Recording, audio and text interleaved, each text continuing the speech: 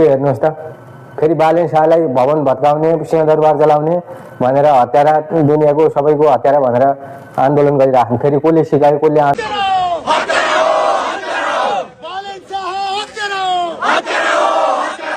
नयाँ बन्ने सरकारले तुरुन्तभन्दा तुरुन्तै एउटा कानुन निर्माण गर्नु पर्यो कि कुनै पनि समस्या, कुनै पनि कुरा भएपछि अफिसियल रूपले त्यसको प्रक्रियाहरू, कागजातहरू, प्रक्रियाहरू गरेर सबै कुराहरू गर्ने। यो आन्दोलन गर्ने शैली, रोडमा गएर हो हल्ला गर्ने, संरचनाहरू भत्काउने, पुलिसलाई ढुङ्गामुढा प्रहार गर्ने, गोली चलाउने, यो तरिकाले भएन। कुनै पनि कुरा